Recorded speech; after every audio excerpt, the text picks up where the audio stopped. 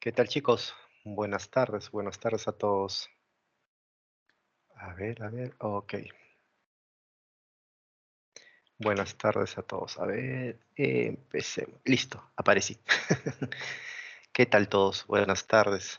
Espero que la semana o el fin de semana les haya ido bien, ¿sí? Les haya ido bien. No me hayan salido a hacer desmanes por ahí. Pero bueno, semana número 3 del curso de Economía. ¿Todos me escuchan? ¿Todo es correcto? Al menos una manito por ahí. Ok. Entonces, vamos a hacer mi registro. A ver, una pequeña pregunta para todos. Si yo, mm, ya, por ejemplo, si hablo de las pollerías, sí, si hablo de las pollerías, voy a hacer una pregunta. ¿Qué tal, Giselle? Buenos días a todos, buenas tardes a todos. Con respecto a la semana pasada, ¿sí? A la semana pasada, un pequeño repaso. Si les hablo sobre las pollerías y relaciono las pollerías con la competencia imperfecta. Dentro de la competencia imperfecta teníamos, de alguna manera, tres estructuras básicas sobre las cuales funcionaba el mercado en competencia imperfecta, ¿verdad? ¿Se acuerdan? Tres estructuras básicas de cómo las unidades de producción funcionaban, hacían sus actividades dentro de la competencia imperfecta. La pregunta que les hago a ustedes, las pollerías que ustedes conocen, que ustedes van, consumen sus productos, dentro de qué modelo empresarial de la competencia imperfecta están. Monopolio, oligopolio o competencia monopolística. ¿Qué dicen ustedes, chicos? Ya, más ayuda. ¿Cuál de los tres? ¿Qué creen ustedes? Si hablo de las pollerías. ¿Qué tal, Rodrigo? Buenas tardes, Rodrigo. Buenas tardes, Giselle. Angélica, Karina, Renato, Milagros, Tony, Jonathan, todo lo que están por ahí. Monopolio. No, vamos. Dígame ahorita, Sam, monopolio. A ver, vamos. A ver, veamos el producto de... Recordemos un poco, primeramente, para que me puedan responder esto, tenemos que basarnos un poquito en la teoría que tienen ustedes. No les estoy preguntando nada fuera de la teoría. Lo único que estoy haciendo es, acuérdense, ejemplificar la teoría en la realidad. O sea, esa teoría que tienen ustedes está en el día a día, en la realidad, en los hechos económicos. Entonces, lo que yo les estoy preguntando es una realidad económica, ¿verdad? Buenas tardes, Karina. Buenas tardes, Tony. Ah, ¿ves? Tengo que mencionarles. Lista todos. Entonces, vamos, las pollerías. A ver, a ver, les voy ayudando. ¿Todas las pollerías venden lo mismo? ¿Productos iguales? A ver, ¿todas las pollerías venden productos iguales? Les pregunto a ustedes. Oye, los peruanos consumimos pollo, la brasa está por gusto, ¿verdad? No, Hansen, muy bien, muy bien. Por ahí va la respuesta. Exacto, por ahí va la respuesta, Hansen. Entonces, Hansel, a ver, por ahí más o menos, por ahí va, a ver, lea lo que ha escrito nuestro amigo Hansel, por ahí va la respuesta. O sea, hay muchas, a ver, pregunto, a ver, la primera pregunta, ¿hay muchas pollerías en el Perú? La primera pregunta. A ver, respóndame, ¿sí o no? ¿Hay muchas pollerías en el Perú? Sí, no todas te venden lo mismo. ¿Hay mucha gente que come pollo en el Perú? Sí. Entonces, ahí ya te estoy dando la respuesta. Ya, ¿cuál es la respuesta, chicos? Ya. Hartísima gente, o sea, comemos pollo hasta por gusto, porque madre, si hubiera perfume de pollo a la brasa nos echaríamos ese perfume, ¿verdad? Ya, vamos chicos, vamos. Ya para entrar directamente a la semana número 3. Vamos, ¿qué sería? por ejemplo. Les estoy dando así, masticadito todo. Desde la oferta y la demanda, estoy analizándolos. Hay mucha gente que come pollo y hay muchas empresas que venden pollo, pero no todas. Exacto. Ah, ay, no, no he visto esa respuesta. Vamos, vamos. Ay, vamos, estoy preguntándole teoría, teoría, o sea, estoy ahorita. ¿Dónde está? ¿En qué parte está ese concepto? Muchos compradores, muchos ofertantes. Estos ofertantes venden productos no iguales, venden productos similares, diferenciados, por ende tienen capacidad de influir sobre el mercado. No me inventen cosas, no me floreno. Vamos, ¿cuál es la respuesta? Dentro de la competencia imperfecta, ¿de qué estoy hablando? No, dentro de la competencia imperfecta. Nada, no me vayan a las... Ah, todavía no hemos hablado ni oferta y demanda. Dentro de la competencia imperfecta, vamos, la semana pasada, chicos, vamos. Estoy preguntando teoría, te estoy hablando de la teoría de un concepto. Es el mercado en donde hay muchos que compran y hay muchos que venden. Completa. A esa palabra, Valeria, hay que aumentarle más. A esa palabra hay que aumentarle más. ¿Qué sigue? Vamos, ya. Ok, ya me... Estos productos que venden estos ofertantes lo venden con, son parecidos, similares, hay algunas diferencias. Hay pollito, no, hay pollito a la brasa, hay pollito a la brasa, hay pollito rostizado, hay pollito con papa blanca, hay pollito con papa amarilla, hay pollito con papa guamantanga, hay pollito que te dan con ketchup, mayonesa, mostaza, así como cancha, como sopa, hay pollito que te dan con sobrecito.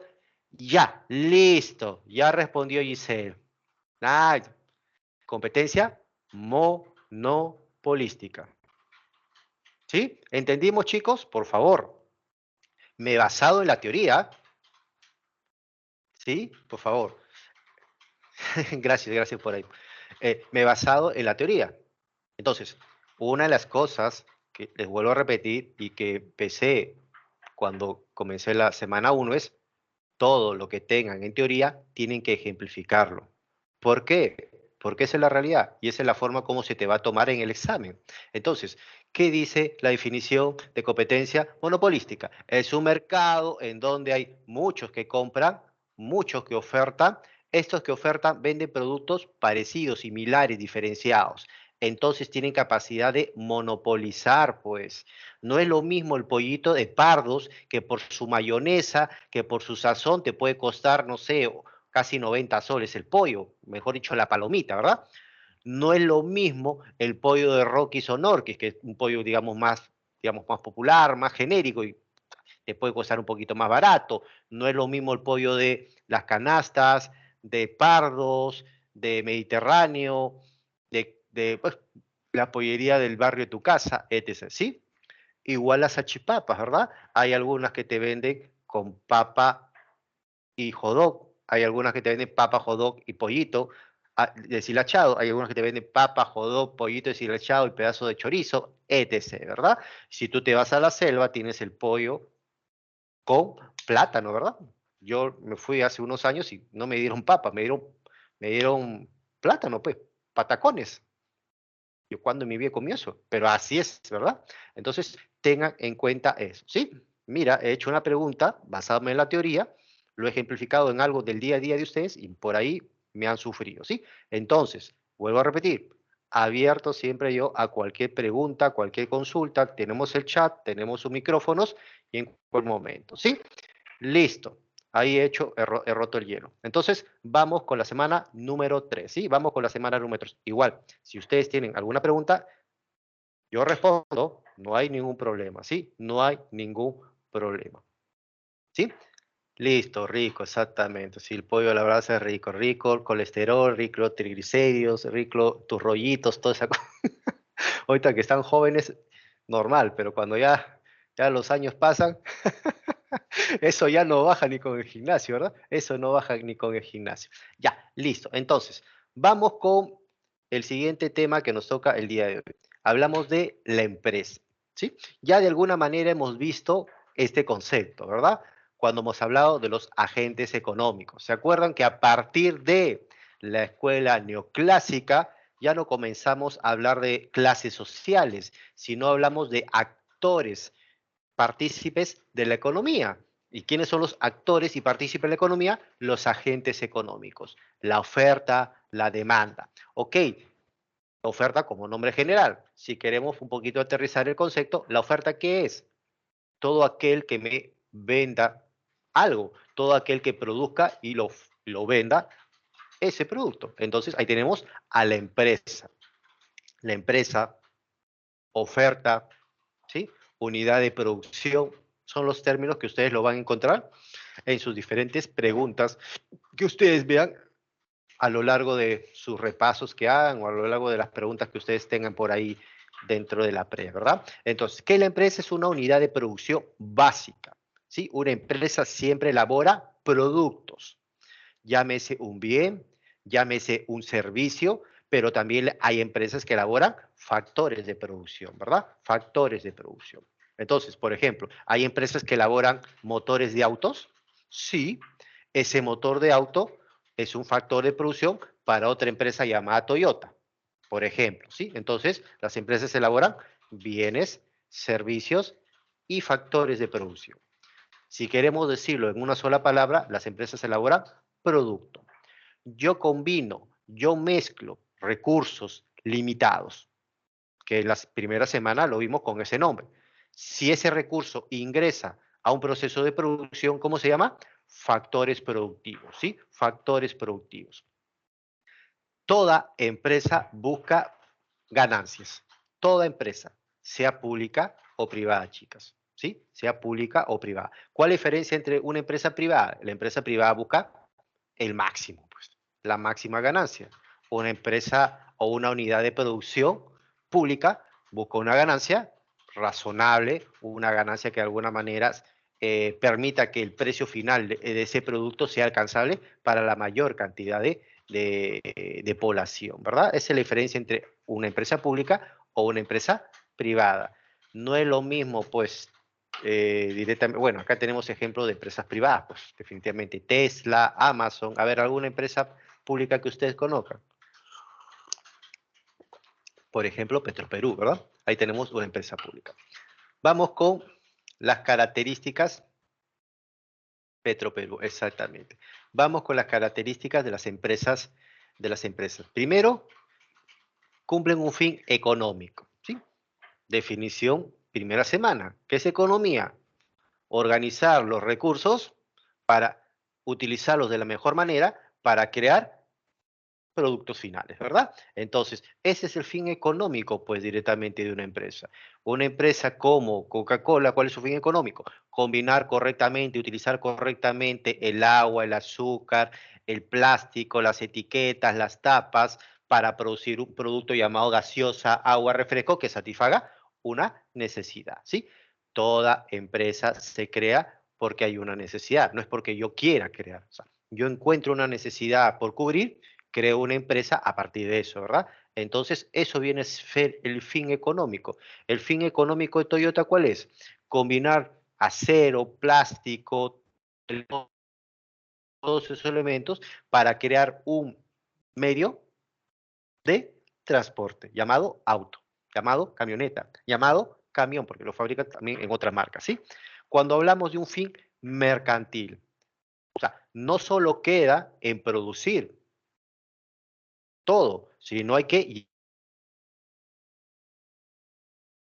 hacia los lugares de compra y venta. Entonces, Toyota produce autos en Japón y esos autos se venden en Perú en un concesionario, no sé, Panautos. Entonces, la empresa está cumpliendo un fin mercantil. Tiene que llegar su producto al mercado, porque en el mercado se compra y se vende. Pues yo no compro para que esté en los anaqueles o en los depósitos de una empresa. Yo compro para que ese colchón paraíso, llegue a un supermercado, llegue a una tienda y sea comprado por una familia, por una persona directamente, ¿verdad? Un fin mercantil. Y el fin lucrativo, ganancia, ¿sí? Toda empresa busca ganancia, sea pública o privada, ¿sí? ¿Entendido, chicos, esta parte o hay alguna pregunta sobre esto? Fin mercantil, ganancia, ¿sí? Buscamos ganar. Toda empresa se crea por ganar, pues no es que el Espíritu Santo, ¿verdad? No es que, ay, soy, no, pues hasta las ON, hasta las fundaciones, las ONG, ok, sin fin de lucro, pero el dinero tiene que entrar por algún lado, ¿verdad? Las universidades, sin fin de lucro, pero el dinero tiene que entrar, porque si no, no funciona, ¿verdad? Si no, ¿cómo me pagaría San Marcos también, ¿verdad? Ahí tenemos eso de ahí. Luego vamos con el siguiente. Siguientes características. Tiene una organización propia. ¿Qué significa eso? Significa que la gestión de cada empresa es única. O sea, la gestión de toda empresa tiene una manera de organizar las cosas. Toda unidad de producción, sea micro, pequeña, mediana o gran empresa, tiene una forma de organizar las cosas. Por ejemplo, la señora que empuja su carretilla de anticuchos y sale en las noches en la esquina a vender su anticucho, su roche, su soncholín, ¿tendrá organización propia? Les pregunto a ustedes, ¿qué creen ustedes? ¿Tendrá organización propia?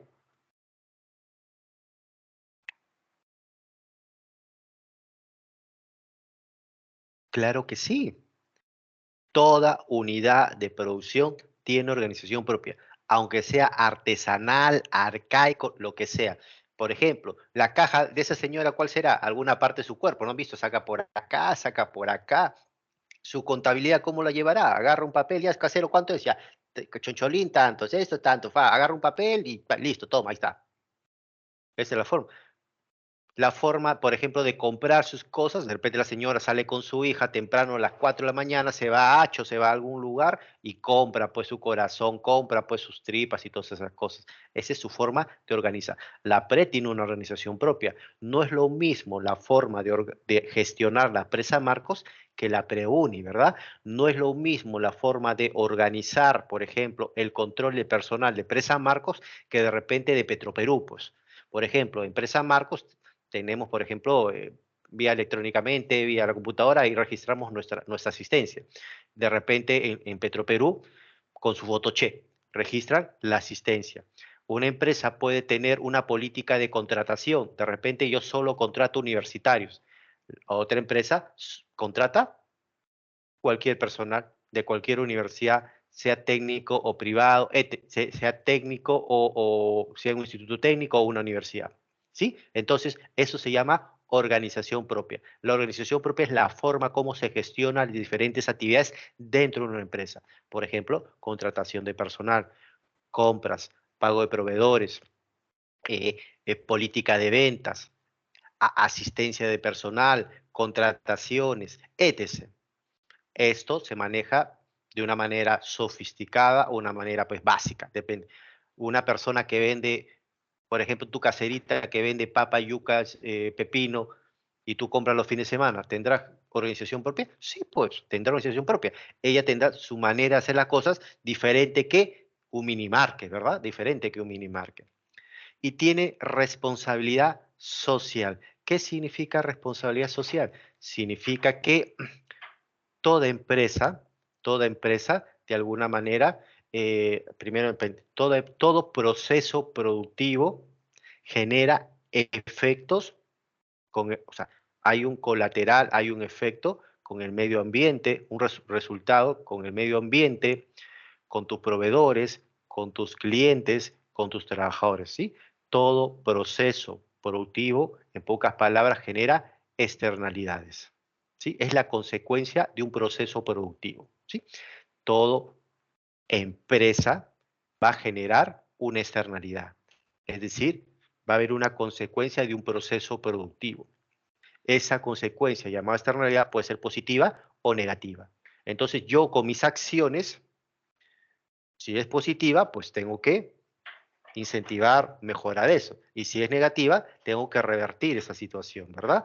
Por ejemplo, externa, la PRE tiene responsabilidad social, pues, frente a sus clientes. ¿Quiénes son sus clientes? Ustedes, pues.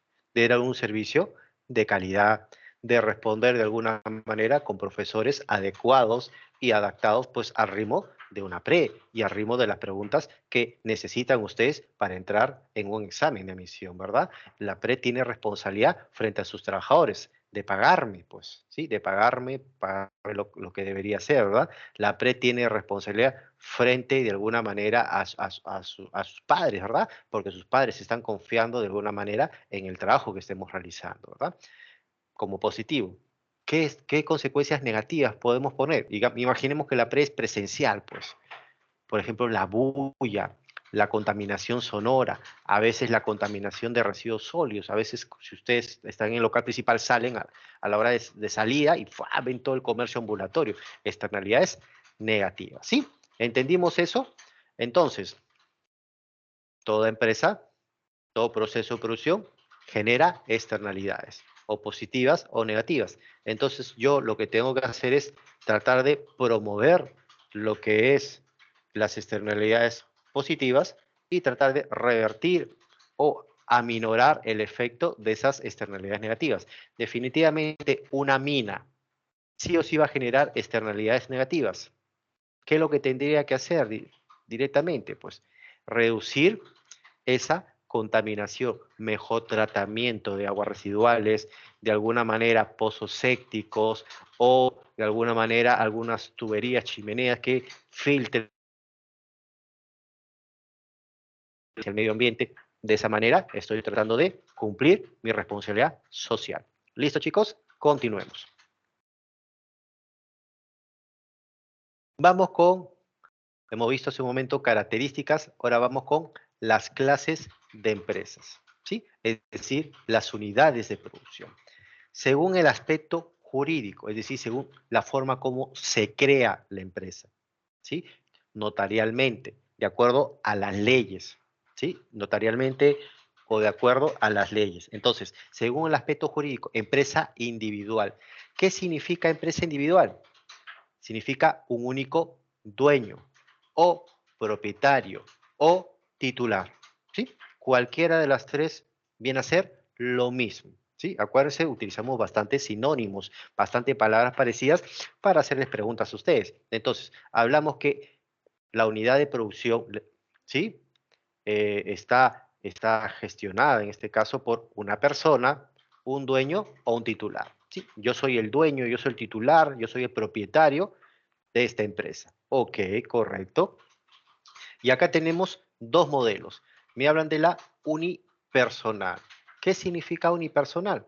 Significa persona con negocio, en pocas palabras. ¿Sí? Persona con negocio. Persona natural, es decir, Hugo, Kelly, Mars, Tony, Britney, Valeria, Gregoria, etc., que realizan una actividad, pero todavía no han formado una empresa, una persona jurídica, de acuerdo a la ley. ¿Sí? Es una persona natural. Por ejemplo, cuando alguno de ustedes ha vendido productos por, no sé, mascarillas, geles, guantes, en la época de la pandemia, por WhatsApp, por Instagram, por Facebook, hacían una actividad económica. Eran una persona natural con negocio. ¿Sí? Eran una persona natural con negocio. Entonces, esa es la figura que de alguna manera estamos viendo acá. ¿Cuál es la característica? Por favor, si no me entienden, levanten por ahí la manito, ¿sí? ¿Cuál es la característica? O sea, soy persona natural con negocio, no soy persona jurídica, ¿sí? Hay una diferencia, por eso estoy recalcando esto. Persona natural, ¿qué significa persona natural? Yo. O sea, yo, Gregoria, Clarisa, Kelly, etc. Somos personas naturales. Como tal, podemos hacer una compra-venta, podemos producir algo y vender, ¿sí? Eso. De esta modalidad que la responsabilidad es ilimitada. ¿Qué significa eso? Que si yo, por ejemplo, Hugo Mar, no cumplo con pagar a SUNAT, por ejemplo, ¿qué hace SUNAT? Me embarga todo lo que sea de mi negocio y todo lo que esté a nombre de Hugo del Águila. No hay una separación del patrimonio del negocio y no hay una separación del patrimonio personal, ¿sí? Personal. Entonces, ahí tenemos eso. Por ejemplo, esa señora que sale con su carrito y de repente se pidió un préstamo del banco para no sé, comprase un carrito más grande, un carrito sanguchero más grande, y no ha cumplido, ¿qué va a hacer el banco? El banco va a venir, va a embargar su carrito, va a ir a su casa, de repente pues embarga sus muebles, embarga a Firulais, embarga la refrigeradora, todo lo que puede ser, y de alguna manera logre cubrir el valor o el monto de la deuda, ¿sí? Entonces, ahí tenemos la primera figura. En la segunda figura, empresa individual de responsabilidad ilimitada. ¿Qué significa eso? Acá significa que hemos creado una persona jurídica, ¿sí? O sea, hemos creado una persona jurídica. Por ejemplo, en la primera, Hugo del Águila es el que está haciendo la actividad. En la segunda, no sé, puede ser Calpa, empresa individual de responsabilidad limitada. O sea, ya hablamos de una persona jurídica. O sea, Hugo será el dueño de esta empresa, pero en los papeles sale Calpa, empresa individual de responsabilidad limitada, como la empresa que está haciendo la actividad económica. Entonces, ¿cuál es la característica de esta figura? Hay un único propietario, Hugo del Águila es propietario de la empresa llamada Calpa, empresa individual de responsabilidad limitada. O puede llamarse la empresa Hugo del Águila, empresa individual de responsabilidad limitada. También el nombre, o puede ser nombre titular, o puede ser un nombre ficticio, ¿verdad? La diferencia con la figura anterior. Ok, Calpa incumplió el pago con el banco. ¿Qué hace el banco? El banco embarga todos los bienes, lo que esté a nombre de la empresa, es decir, de Calpa, empresa individual responsable limitada. Mis bienes míos que estén a nombre de Hugo del Águila no se tocan. Es decir, el banco no va a ir a mi casa, el banco no va a embargar mis cuentas, pero lo que va a hacer el banco es embargar las cuentas de la empresa Calpa, va a embargar los carros, los edificios, las oficinas de Calpa, pero lo que es patrimonio mío no se toca, ¿sí? No se toca. Entonces ahí tenemos algunos ejemplos directamente de algunas empresas que están acá dentro del país y que funcionan bajo esa modalidad, ¿sí? Bajo esa modalidad. Sigamos. A ver, ya. Entonces, jurídicamente, una empresa puede estar creada por una persona y esa persona es dueña de esa empresa. Hay dos modalidades, en donde básicamente hablamos de una persona natural que hace una actividad económica y en la otra una persona jurídica que hace una actividad económica, ¿sí? Que hace una actividad económica. Pero también puedo hacer empresa, puedo hacer una unidad de producción uniendo personas. Dos o más personas se pueden juntar para realizar alguna actividad comercial o mercantil, como lo mencionan ahí, ¿sí? Entonces, tenemos varias figuras. La primera figura es la sociedad civil. Como dice ahí, está conformada por, de alguna manera, personas que comparten un mismo oficio, profesión, práctica. ¿Y cuál es el objetivo? Ganancias, ¿sí? Por ejemplo, todos somos contadores y hacemos lo que se llama un estudio contable, ¿verdad? Todos somos abogados y hacemos un estudio de abogados, ¿verdad? Estudio de abogados directamente. Luego viene una sociedad colectiva, ¿sí? Sociedad colectiva. ¿Qué me dice la definición? Entre el grupo de amigos y parientes relativos, ¿sí? Entre personas que se conocen, que comparten, digamos, un mismo objetivo, hacer empresa, ganar, ¿sí? En pocas palabras. ¿Qué más?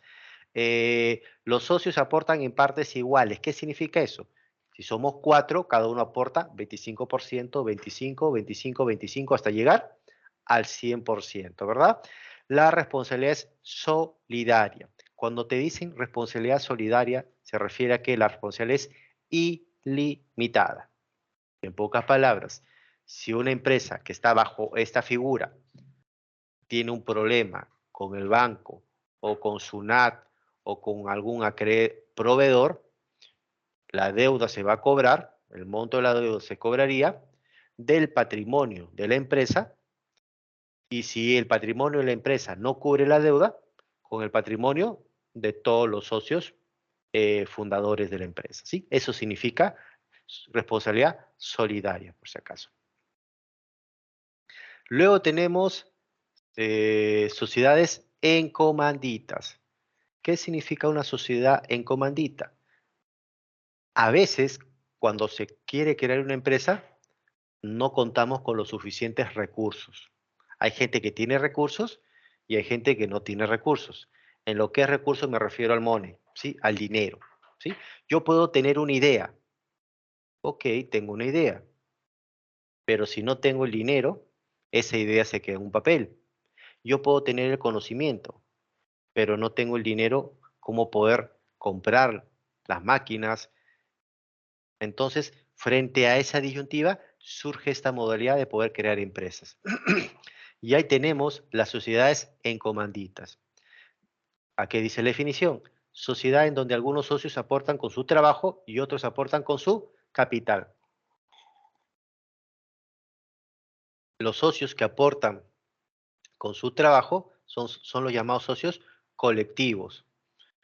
Son los que tienen responsabilidad ilimitada.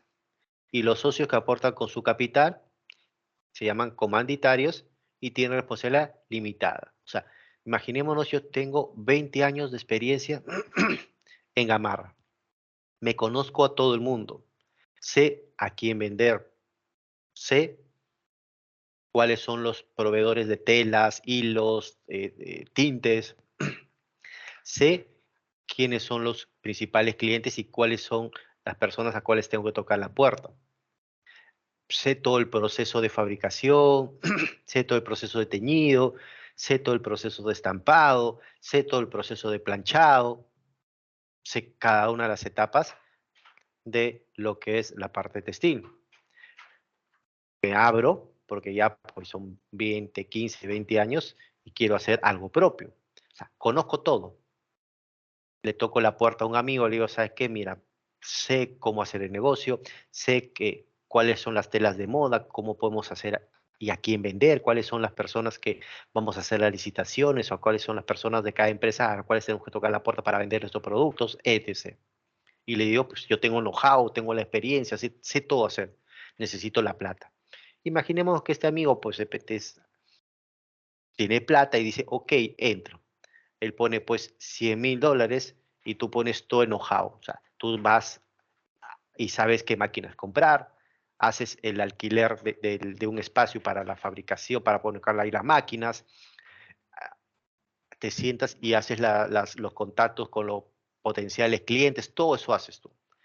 ¿Quién soy yo? Yo sería el socio colectivo. Y la otra persona sería el socio capitalista. Ok, 100,000 aporto para crear la empresa. ¿Y qué hace el socio capitalista o el socio que da el dinero directamente? Sencillamente, yo me siento a recibir mis ganancias. ¿Sí? A recibir ganancias. ¿Quién gestiona este tipo de empresas? Únicamente el socio comanditario, colectivo, disculpe, el socio colectivo.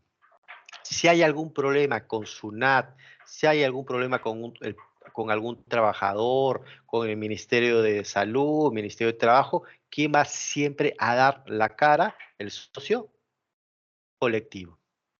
¿A quién le embargarían sus bienes, su casa, su perro, su firulais, a su suegra? Al socio colectivo. A mí como socio capitalista, en el peor de los casos, lo único que voy a perder es mi capital, nada más, ¿sí? Nada más directamente. Ahí tenemos ejemplos, ¿verdad? Ahí tenemos algunos ejemplos que puede ser, ¿sí? Directamente. Entonces, entendido eso. Luego tenemos la sociedad, sería comercial de responsabilidad limitada. Esta es otra forma de hacer empresas, diferente a la sociedad comercial de responsabilidad que vivimos hace un momento, ¿verdad? Diferente a esta sociedad colectiva, diferente a esa. Es una evolución de esa primera figura que analizamos. Entonces, acá que me dicen, el capital se divide en particiones iguales, acumulables e indivisibles, ¿sí? Cada uno, 4 socios, cada uno aporta 25%. Este 25% no se puede dividir en 15, 10, no, no se puede hacer eso, es indivisible. O 10, 10, 5, no se puede hacer, 25%, ¿sí? ¿Qué más? Los socios no pueden serse 20, o sea, puede ser 2, máximo 20. Y la responsabilidad es limitada. Si hay algún problema de la empresa de impagos con alguna factura, con algún pago de un préstamo hipotecario, con algún pago de algún trabajador, esta obligación se va a cumplir con los bienes de la empresa. No se toca nada de los bienes o el patrimonio de ningún socio, ¿sí? De ningún socio. Entonces tenemos esa figura ahí. Luego tenemos otra figura. Tenemos las sociedades anónimas, ¿sí? Las sociedades anónimas. Dentro de las sociedades anónimas tenemos dos figuras, ¿verdad? Sociedad anónima cerrada y la sociedad anónima abierta. ¿Qué es lo que vamos a ver ahorita? Sociedad anónima cerrada. Cuando me dicen el capital social es mediante acciones, ¿qué significa capital social? Es el dinero que se ha invertido para crear la empresa, ¿sí? El capital social representa el dinero invertido en la para crear la empresa, para que funcione la empresa. Ese dinero que se ha invertido se ve representado en títulos, valores llamados acciones. Ok, se ha invertido para crear esta empresa 2 millones de dólares. Ok, esos 2 millones de dólares, ¿cuántas acciones representan? Representan 2 millones de acciones. Digamos, $1 cada acción, 2 millones de acciones. Entonces, cada socio que ha aportado tiene una determinada cantidad de acciones o títulos valores, ¿sí? O títulos valores. Mínimo 2 socios y máximo 20 socios. Generalmente estamos hablando de un tipo de empresa que es familiar, no necesariamente familiar. Por ejemplo, hay empresas que primera generación, segunda generación, entonces para conservar la propiedad de la empresa, básicamente yo la heredo a mis hijos, se hereda a los nietos y así sucesivamente. Siempre la empresa está en control de la familia, ¿sí? Este es un tipo de, de organización de este tipo, ¿verdad? Los socios responden por sus aportes. Sí, pues, sencillamente, si Pisopac, Sociedad Anónima Cerrada, no sé, quiebra directamente, ¿quién tiene que responder por las deudas? Pisopac, Sociedad Anónima Cerrada. Los bienes, las cuentas que estén a nombre de Pisopac responden las obligaciones. Los socios que hayamos creado Pisopac, que se podemos ser 4, 5 o 10, perdimos, digamos, nuestra inversión, pero ahí quedó todo. No se toca nada de nuestro patrimonio, ¿sí? Nada de su patrimonio. Ahora, ¿qué le he dicho? Estos socios que se llaman que toman el nombre de accionistas, porque tienen acciones, poseen acciones que tienen un valor nominal, ya les he dicho, por ejemplo, $1, un sol vale cada acción. Yo tengo 1 millón de soles, es decir, 1 millón de acciones, ¿verdad? 1 millón de acciones que he comprado que son de mi posesión. Esas acciones no se pueden vender en la Bolsa de Valores de Lima. No se venden en la Bolsa de Valores de Lima, ¿sí? Si esas acciones se quieren comprar y vender, únicamente la compra y la venta en una primera etapa se pueden hacer entre los socios de la misma empresa. Imaginémonos yo, Hugo del Águila, formo parte de Pisopap. Tengo 1000 acciones de Pisopap y decido, ¿sabes qué? Ya quiero retirarme, ya no quiero saber nada de negocio. Entonces, vendo mis acciones. ¿A quién puedo vender mis acciones? Únicamente a los socios de Pisopac. Entonces, tengo que avisar que me quiero ir, quiero vender todo y los socios de Pisopac que todavía permanecen dentro de la empresa comprarían mis acciones, ¿sí? Por eso se dice que las acciones en este tipo de compañías no están registradas para ser vendidas en la Bolsa de Valores de Lima, pero sí de otra forma como les he indicado, ¿sí? Por favor. Hasta acá, ¿alguna consulta? ¿Nada? Bueno, continuemos. Todo claro, profesor. Y ahí, gracias. ¿Sí? Listo, entonces entendamos. Acá hablamos de socios. Como esos socios poseen títulos valores llamados acciones, a esos socios los llamamos accionistas. Todo lo que está detrás son socios, lo que hemos visto son socios, socios, socios. En esta figura hablamos de accionistas. Yo poseo un título valor, un documento, un papel que me indica de alguna manera que poseo un número de acciones, 1.000.000, 2.000.000, por eso se dice que las acciones tienen un valor nominal, ¿sí? Yo poseo un porcentaje de la empresa. Esa posesión de ese porcentaje de la empresa me hace dueño en ese porcentaje de la empresa y también me hace acreedor a que yo pueda recibir lo que se llaman los dividendos por las operaciones que realice la empresa, ¿sí? Es excedente que después se reparte entre trabajadores y accionistas. Sigamos. Luego tenemos las sociedades anónimas abiertas. Una de las características es que hay un mayor número de accionistas. ¿Por qué hay un mayor número de accionistas? Porque estas empresas cotizan en la bolsa de valores. Llámese en la bolsa peruana y depende del tipo de empresa, en las bolsas extranjeras. ¿Sí? Obviamente hay ciertos requisitos, ¿verdad? Que cada bolsa pide. Entonces hablamos de un mínimo de socios de ahí para arriba. Los socios siguen teniendo responsabilidad limitada. O sea, si por ahí Alicor quiebra, ya pues se pagarán las deudas con las cuentas de Alicor. Los accionistas perdimos nuestra inversión, pero ahí quedó todo, ¿verdad? No hay nada más responsabilidad que nosotros tengamos que asumir, ¿verdad? El capital social está basado en acciones, ya les he dicho, ¿verdad? ¿Qué es el capital social? El dinero que ha permitido crear a la empresa o el dinero que de alguna manera se ha invertido para comprar las acciones de esta empresa, ¿verdad? ¿Qué más?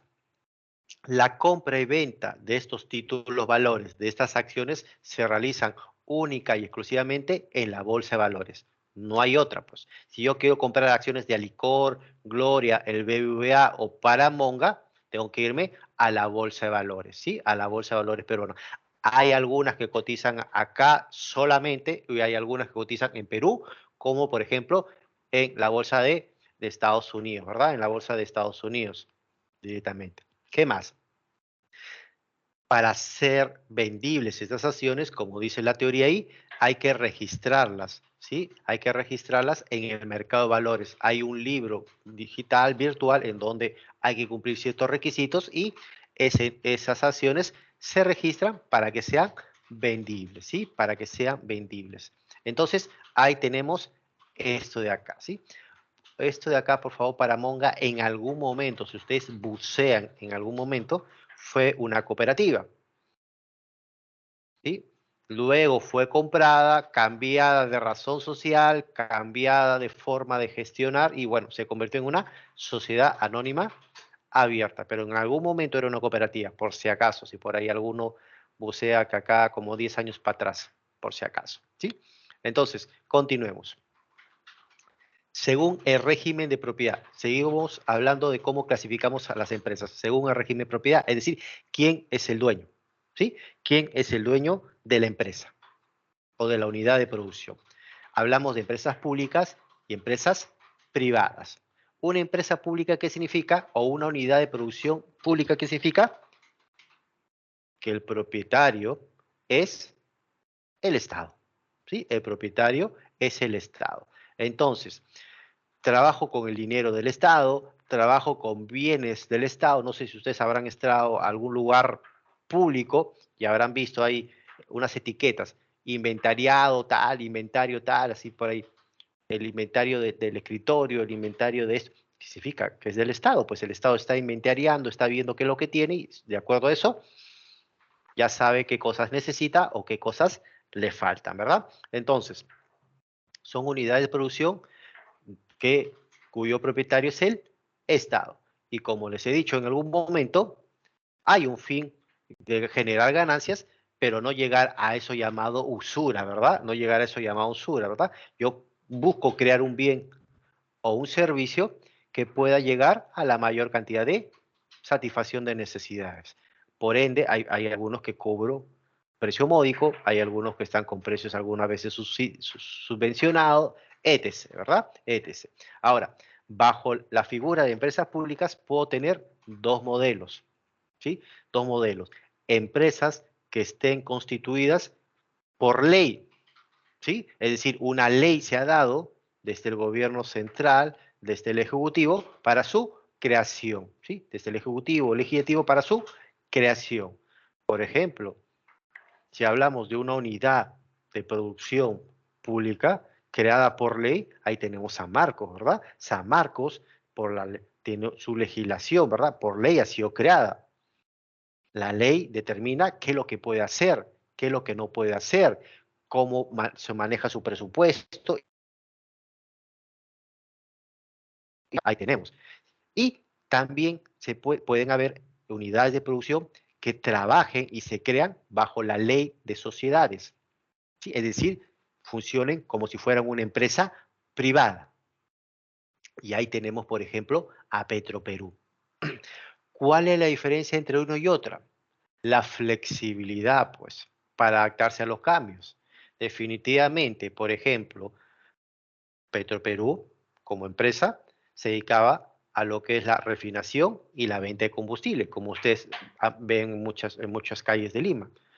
Pero por ahí surgió la idea, oye, retomemos algo que hacíamos antes, en los 80, era la extracción, para tener toda la cadena, desde la extracción hasta la venta, y de alguna manera, pues, competir correctamente con el tema de precios con otras empresas en el mercado peruano.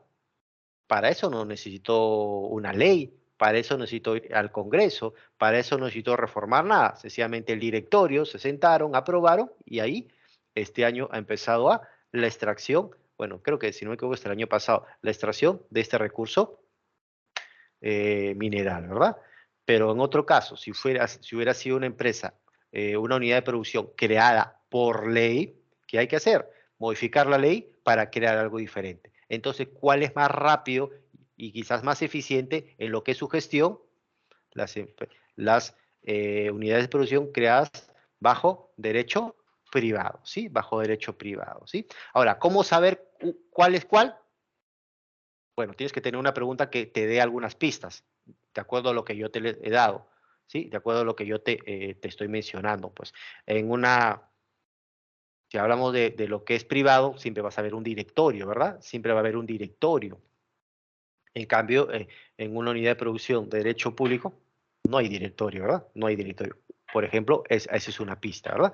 Y otra es que de alguna manera hay algunas empresas que son comunes, Sedapal, Petroperú, por ejemplo, la ONP, por ejemplo, Jurado Nacional de Elecciones, por ejemplo, San Marcos, que es del día a día. Entonces, tarea para ustedes, entren, buceen, vean historia y vean, pues, si se ha creado por una ley o directamente se está gestionando como una persona jurídica de derecho privado. ¿Sí, chicos? Por favor, tarea para ustedes, porque ya en ese sentido, ya mucho yo no les puedo ayudar, ¿sí?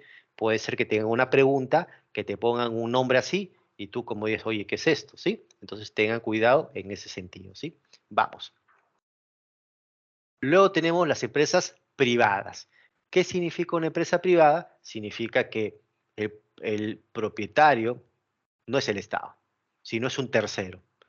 Y como ya hemos visto, el propietario puede ser una persona o puede ser varias personas. Por ejemplo, si hablamos de empresas privadas, ahí está la empresa individual de responsabilidad limitada, un propietario.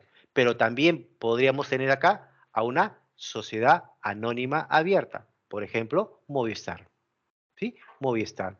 Por ejemplo, acá podríamos tener a varios ejemplos de empresas, ¿verdad? Varios ejemplos de todo tipo de empresas. Ahí están las encomanditas, ahí están las sociedades civiles, ahí está, por ejemplo, la persona natural con negocio, etc. ¿Sí? Y acá tenemos algunos ejemplos de algunas empresas, pues, un poquito más grandes, ¿verdad? Un poquito más grandes que cotizan la mayoría en lo que son las bolsas de valores, ¿sí? Listo, continuemos.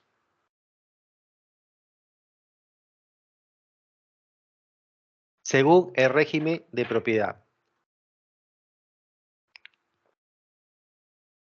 Hablamos de las cooperativas, ¿sí? Veamos la definición de lo que es una cooperativa. Es un modelo empresarial en que los objetivos económicos empresariales se integran con los objetivos de carácter social, etc. Bueno, en pocas palabras, es una empresa, es una organización, es una unidad de producción que se crea bajo la necesidad de sus propios asociados.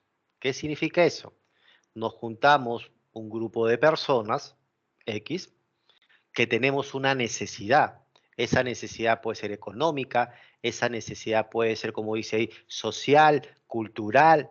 Tenemos una necesidad y creamos una unidad de producción para que satisfaga nuestra necesidad de nosotros como grupo de personas.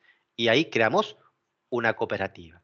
Entonces, nosotros 5, 10, 20, 40, 50, tenemos una necesidad. La necesidad es dinero. Necesitamos dinero. Necesitamos que nos presten dinero. Entonces, creamos una cooperativa de ahorro y crédito, en donde esta cooperativa preste dinero a sus asociados. ¿Sí? Preste dinero a sus asociados. Esta cooperativa se financia en un inicio de los propios aportes que realizan sus asociados. Hacemos la chancha, se junta, se hace un pozo y ese dinero se presta y se recibe intereses. Y así se va autogestionando directamente esta cooperativa. Entonces, una cooperativa es una unidad de producción que se crea para satisfacer las necesidades de sus asociados, a diferencia de una empresa X, que creo la empresa porque hay una necesidad en el mercado para cualquiera. Acá no. Acá hay un conjunto de personas que tienen una necesidad. Por ejemplo, no sé si ustedes en algún momento escucharon, antes de la pandemia existía Brisas del Titicaca. ¿Se acuerdan? Estaba por el centro de Lima. ¿Alguno de ustedes ha escuchado Brisas del Titicaca? ¿Ha ido a bailar? ¿Ha ido a ver los desfiles que hacían ahí? Brisas del Titicaca. Era un centro cultural. ¿Sí? Básicamente, un grupo de personas que tienen una necesidad de bailar, manifestar el arte, no solo de Lima, sino de todas las provincias a nivel pues, del Perú. Buscaron un lugar donde puedan expresar eso, donde la gente pueda venir, compartir sus expresiones artísticas y generar ingresos. Entonces se juntaron, aportaron y satisfacieron su necesidad de lo que es el ocio y el entretenimiento. ¿Sí? Entonces, repito, una cooperativa es una asociación de personas que buscan a través de esta unidad de producción cubrir sus propias necesidades.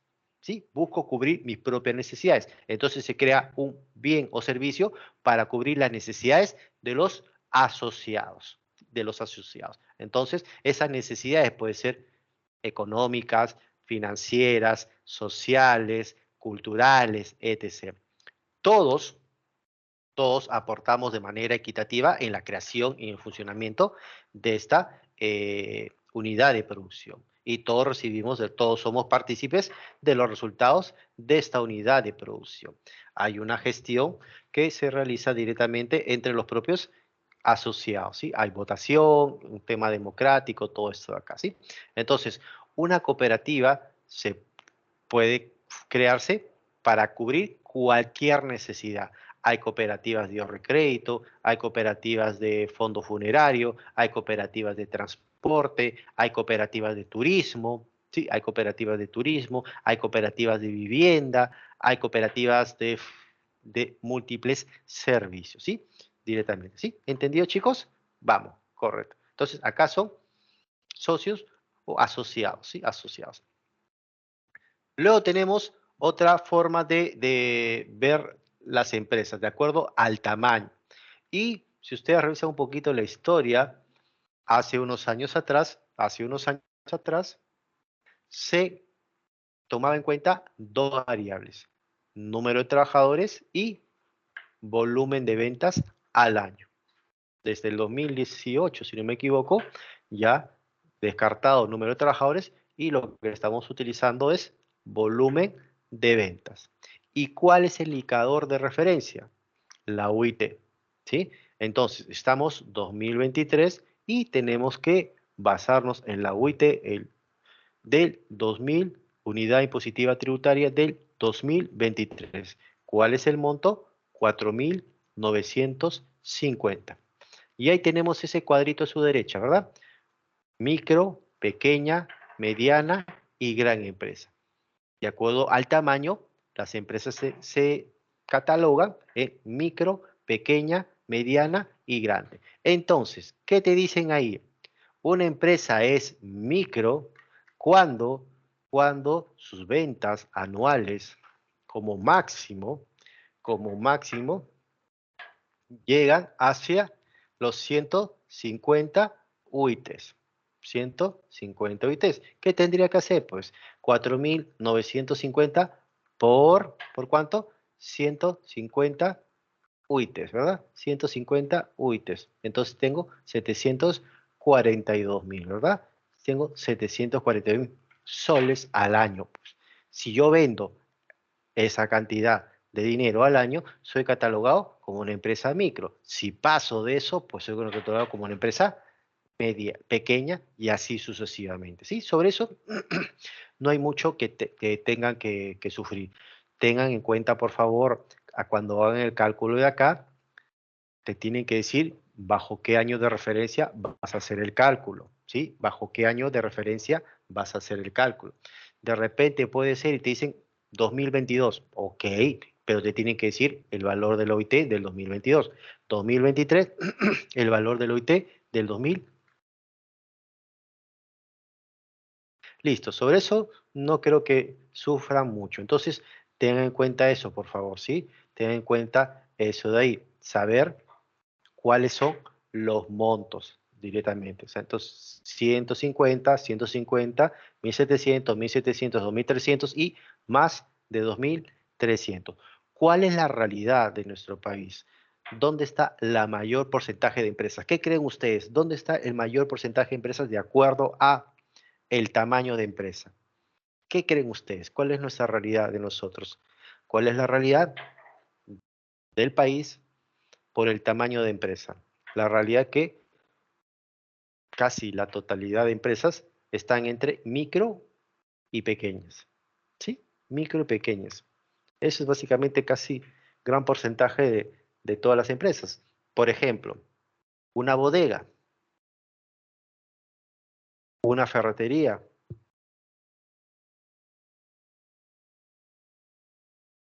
la caserita del mercado, un restaurante, la sanguchería que te vende tu pollo broster.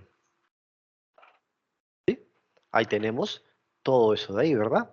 Un comerciante pues, también puede ser ahí, directamente entre micro y pequeño. Entonces, la mayor porcentaje está dentro de eso de ahí, ¿sí? Sí, pues, profe, en las cooperativas también se da intercambio cultural. ¿A qué llamas intercambio cultural, David?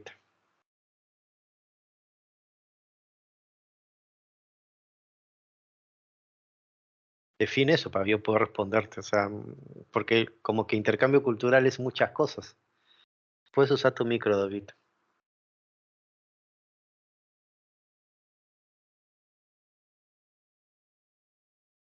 Por ejemplo, a ver, creo que por ahí te puedo entender, David. Una cooperativa se puede dedicar a cualquier cosa, ¿sí?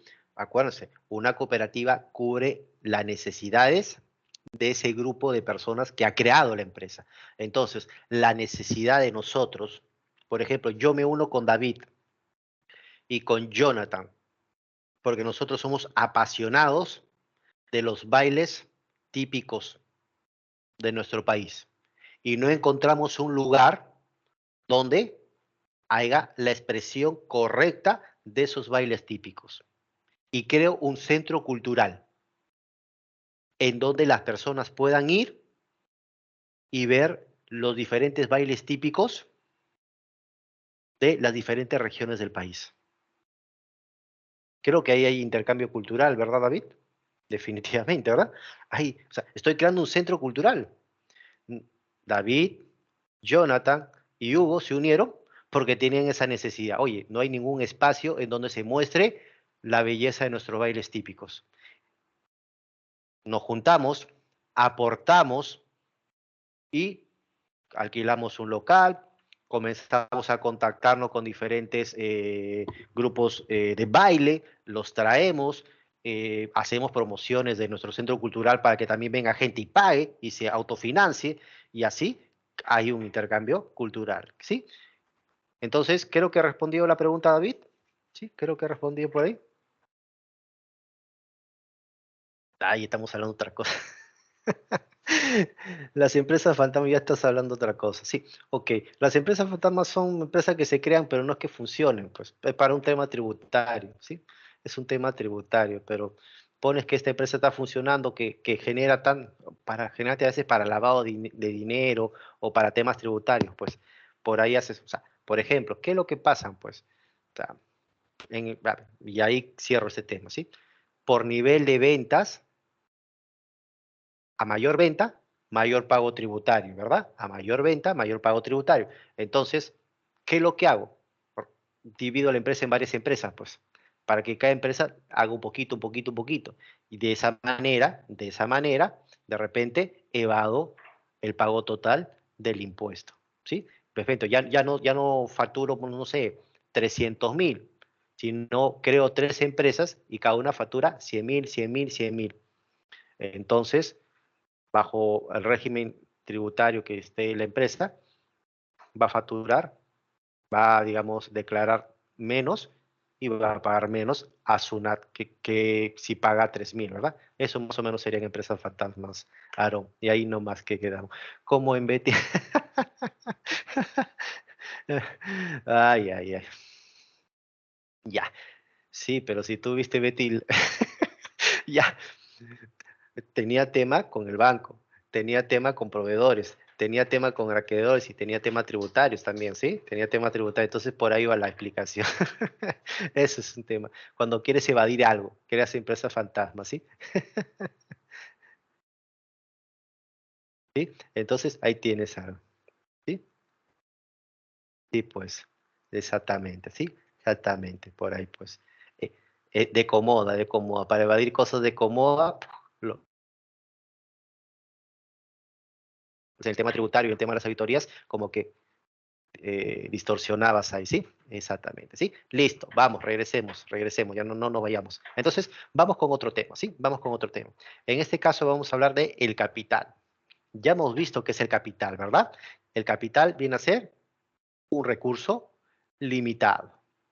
El capital viene a ser un bien económico, porque es creado, ¿verdad? No existe árboles de dinero, árboles de herramientas directamente, árboles de carros. El capital es un bien económico. El capital es un bien que tiene algunas características, ¿verdad? Es derivado porque es creado por el ser humano para ayudar en los procesos de producción, es auxiliar porque me ayuda, yo me ayudo, por ejemplo, de esta cámara, me ayudo de la computadora, me ayudo de los audífonos de mi hijo para dar la clase, directamente. Me estoy valiendo del capital, me estoy valiendo de tangibles que se utilizan dentro del proceso productivo para generar algún otro producto, ¿verdad? Algún otro producto. Entonces,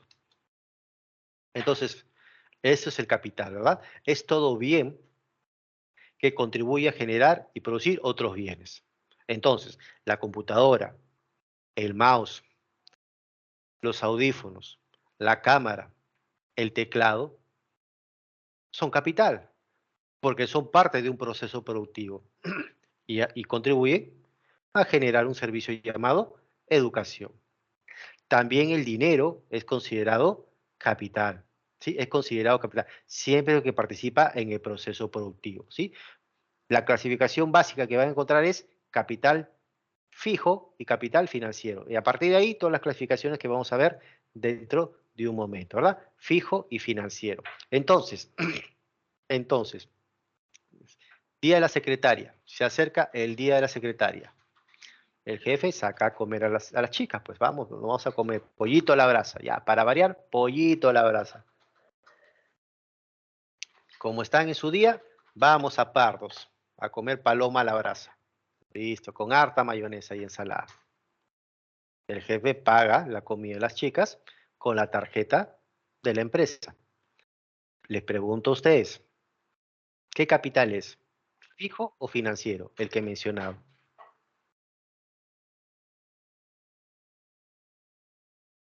¿Qué creen ustedes? Fijo financiero, el que menciona. Vamos, chicos, vamos. Participemos, estamos bien. Fijo financiero. Financiero, ok. Ya. ¿Solo Rodrigo y el resto? Vamos, Tony. Financiero. Ok.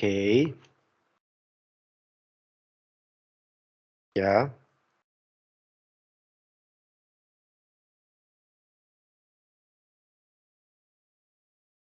Ya. Entonces, esto de acá.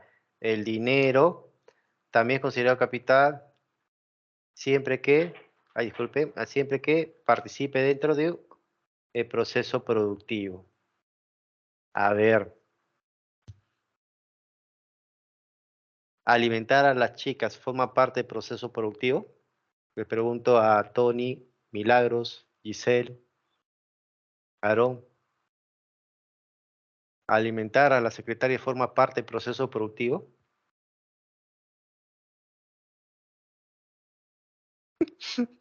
Ay, Tony, ¿cuándo no? Mal pensado. No, pues, ¿qué es básicamente la actividad de engorde?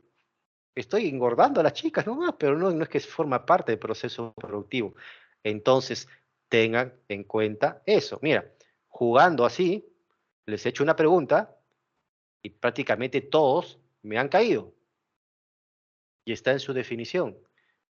Será dinero, pero por la utilización no es considerado capital. ¿Sí? Porque sinceramente, sí. Tengan en cuenta eso. Sí, por favor. De eso va a encontrar mucho en los exámenes. Son preguntas fáciles, pero capciosas. ¿Sí? He hecho una pregunta 100% basada en la teoría, pero con un ejemplo común y corriente del día a día.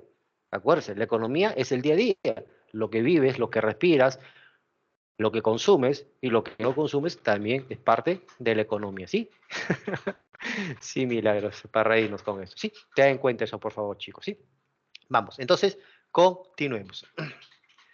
¿Qué nos dice acá la definición? El origen de la economía. Enfoque clásico y enfoque marxista. Claro el ejemplo que he dado, ¿verdad? Sí, claro, por favor, sí. Tengan en cuenta eso. O sea, no necesito elaborar una gran pregunta para que automáticamente ustedes me puedan caer, ¿verdad? Ok, tengan en claro bien la teoría, tengan en claro bien la teoría y sobre la teoría, pues ya, ok, tú ya sabes cómo responder. ¿Se acuerdan? Se ha dicho dos definiciones básicas de capital, financiero y capital fijo. Y sobre eso tenemos otras clasificaciones, pero eso básicamente, ¿sí? ¿Qué me dice el enfoque clásico? El capital se origina de la acción del hombre sobre la naturaleza, ¿sí? El capital se origina de la acción del hombre sobre la naturaleza. Pues sí, yo intervengo en la naturaleza. Yo soy el ser humano, intervengo, no sé, directamente los minerales y ese mineral se convierte pues de repente en una computadora, ese mineral forma parte de lo que es una tablet, ese mineral forma parte de la estructura de un carro, ¿verdad? Directamente, ¿verdad? Ex- Excedente económico permite la acumulación de riqueza. Las empresas generan ganancia, sea micro, pequeña, mediana o gran empresa. Acumulo la actividad de vender, me va a generar ganancias. Gracias a las ganancias voy a poder reinvertir, es decir, voy a poder generar nuevos procesos productivos o aumentar la producción y generar más ganancia, acumular ganancia y riqueza. Enfoque marxista. El origen de la riqueza es la acumulación de plusvalía. Para nuestro amigo Marx, de todos los factores de producción que hemos visto hace un momento, a la semana pasada, el más importante y el que genera valor y el que ayuda de manera activa en el proceso de producción es la mano de obra. Nada sería sin la mano de obra. El ser humano, gracias a su esfuerzo, gracias a su tiempo, genera valor en el producto final, en la mercancía que se va a vender. Eso no es reconocido por el capitalista, por el empresario. El empresario te paga lo que te quiere pagar, no necesariamente lo que el mercado dice que se tiene que pagar o lo que tú vales. Un ejemplo rapidito, pasaba en esa época y pasa ahora. Tú trabajas en el departamento de ventas, ok, tienes un sueldo fijo de 1.500 soles, pero tú eres vendedor y tienes que vender todo. Y digamos que este mes ha sido tu mes que rayaste y vendiste 10.000 soles. Les pregunto a ustedes, ¿cuánto me debería pagar el empresario? ¿Cuánto me va a 1500. pagar? 1.500. Hay una Eso puede ser diferencia que has entre vendido más o menos. 1.500, ¿sí? Como su compañero dice, 1.500. Hay una diferencia entre 1.500 y 10.000, ¿verdad? Algo pasa, ¿verdad? No es que me quieren premiar, disculpen, creo que te quité el audio, disculpen, sin querer. Hay una diferencia, entonces, ¿qué sería lo lógico? ¿Produjiste más? Te doy un poco más, pero como tienes un salario fijo, no necesariamente te reconozco esto. Eso pasa con este ejemplo, de acuerdo al Pero producir, profesor, producir o generar viene a ser lo mismo, ¿sí? Dice, producir o profesor, generar. Dime, hijo, te escucho. pero en caso de, digamos, la persona no haya vendido lo que no cumplía sus expectativas con las ventas, igual tiene que recibir su salario de 1500. Ok, estoy correcto con lo que tú dices, pero el análisis más es de manera general, pues, o sea, no es que ponga ahí un punto y diga, si la persona no produce, o sea, te entiendo lo Claro, que tú estás diciendo, pero en el común denominador, a las personas no se les paga lo que se les debería pagar, ¿sí? Por ejemplo, claro. una empresa, por ejemplo, no sé, una empresa como una tienda por departamentos. Tu micrófono, por favor, hijo, apaga. Una tienda por departamentos. Una tienda por departamentos, ¿sí? Una tienda por departamentos. Un jean lo traen de China, ¿verdad? Traen containers de jeans. ¿Un jean cuánto le puede costar? De repente le puede costar $5. $5. Ponle a 4 soles. Yo sé que está a 3.80, 3.88. Ponle 4 soles. 20 soles. ¿A cuánto lo vende ese jean? ¿A cuánto lo vende ese jean? 150, 200 soles, ¿verdad? Lo que estoy ejemplificando, ¿cómo se llama? El excedente económico. Permite la acumulación de riqueza. ¿Sí? El excedente económico permite la acumulación de riqueza. Estoy generando más ganancia. Al generar más ganancia, tengo más dinero. Al tener más dinero, invierto más, reinvierto más y así sucesivamente me voy haciendo más rico, más rico, más rico. Voy acumulando, voy acumulando, voy acumulando. Ahora, a esas personas que están ahí siendo reponedores, ¿sí? Ahorita respondo a las que me están preguntando. Siendo reponedores o vendedores, siempre los voy a pagar lo mismo. Por ejemplo, yo estoy haciendo la clase con ustedes. Estoy, de alguna manera, pensando qué forma puedo aterrizar algunas ideas. Estoy poniendo tiempo, estoy poniendo dedicación, por ahí les hago reír, eso y el otro. Pero no necesariamente me van a pagar más por eso, ¿verdad? A mí directamente me pagan por dictar. Marx analiza los procesos de producción de las empresas a lo largo de la historia y se da cuenta que el ser humano, que la mano de obra es el principal factor.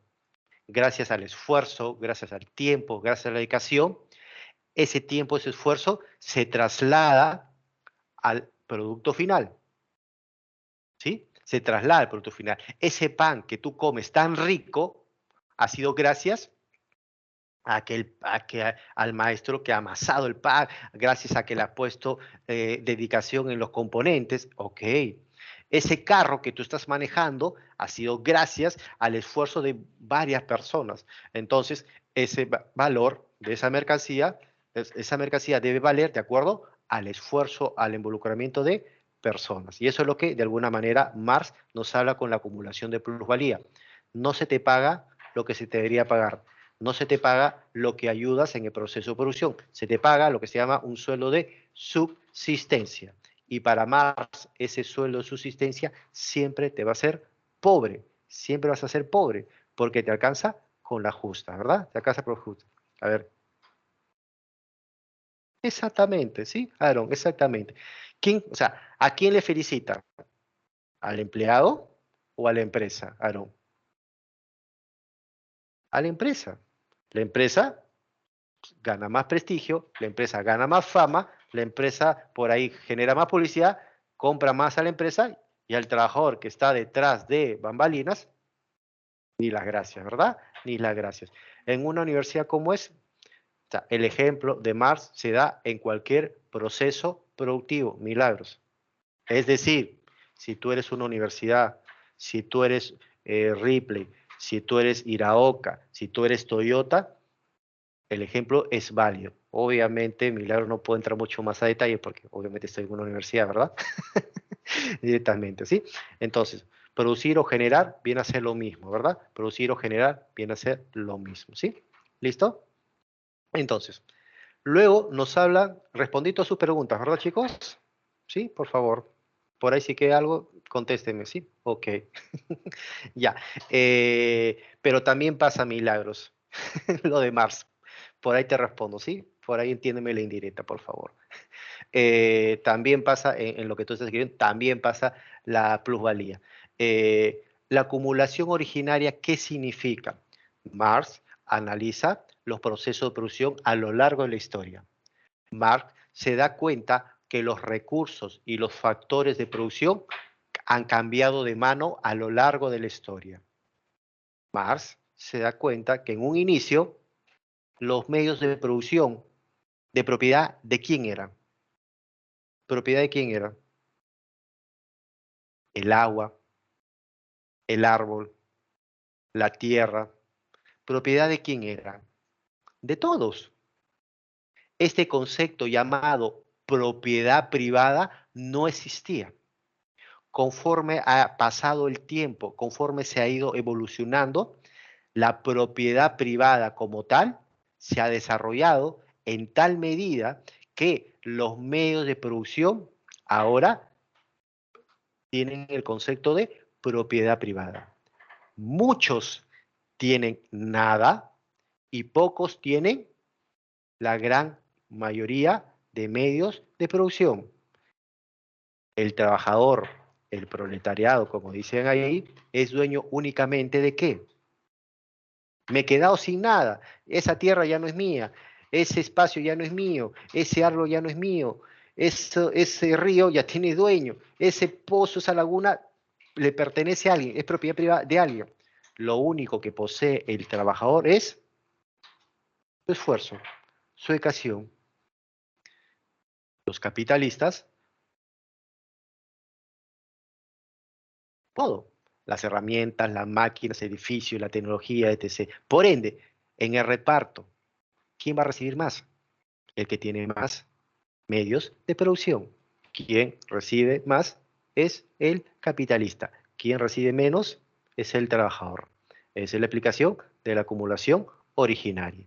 Conforme ha pasado el tiempo a lo largo de la historia, pocas personas han acumulado la mayor cantidad de propiedad privada con respecto a los medios de producción. Entonces, yo soy el dueño de la empresa, este es mi edificio, esta es mi máquina, estas son mis herramientas, es mi tecnología que he comprado. Cuando la empresa genera ganancias, esas ganancias generalmente van a caer el mayor porcentaje siempre en el dueño de la empresa, llamado capitalista. ¿Sí? Capitalista por nuestro amigo Marx. ¿Sí? ¿Entendido, chicos, hasta acá? Correcto, vamos, continuemos. Igual, ¿tiene preguntas? A ver, dime, hijo, te escucho. ¿Nada? Ya, ok, nada. Igual, si tienen preguntas, encantado, vamos. Pregúntenme ahora, porque ya después no sé si ya los voy a ver otra vez, pero bueno, pregúntenme ahora. Entonces, hablamos de esto, ¿sí? Dos enfoques diferentes, pero interesantes, ¿verdad? Vamos con la clasificación del capital. Vamos con el enfoque marxista. Me habla de constante y variable, ¿sí? ¿Cómo así? ¿Cómo así? ¿Cuál es la pregunta, Tony? ¿Cómo así?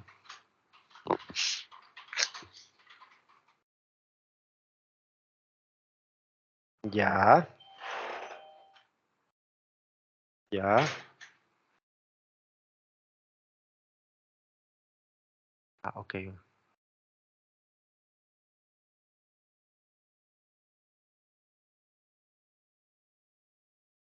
Ya. A ver, jurídicamente, por ahí. Jurídicamente, a ver, me están haciendo una pregunta por ahí. Milagros. Jurídicamente, ¿cómo puedo constituir una unidad de producción? O yo solito o con la ayuda de varios. Yo solito, persona natural con negocio o empresa individual responsable limitada. Creo que esa no es la figura, ¿verdad? ¿Cuál sería la figura? Como una sociedad. Generalmente es una sociedad anónima, ¿sí? Generalmente es como una sociedad anónima, ¿sí? ¿Sí? ¿Por ahí respondido? Sí, pues necesito inversionistas, ¿sí? Necesito inversión, a menos que yo tenga toda la plata del mundo, ¿verdad? Definitivamente. Hay negocios que por los montos yo lo puedo hacer. Hay negocios que por los montos necesito algunos inversionistas, ¿sí?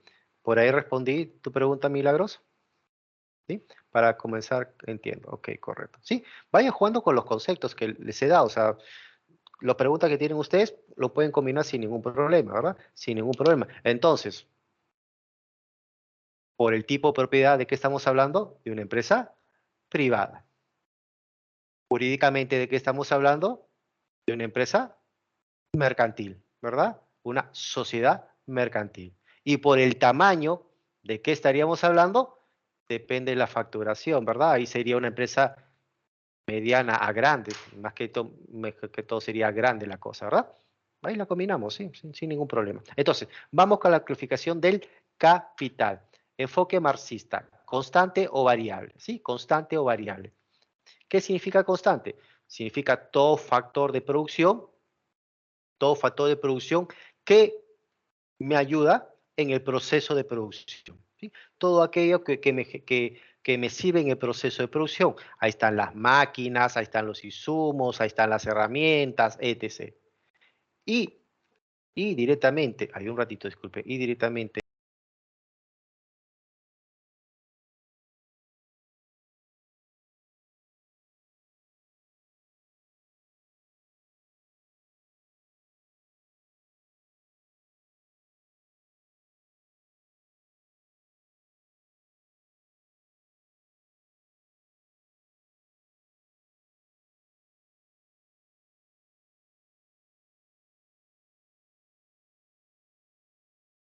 desaparecí un ratito, un ratito.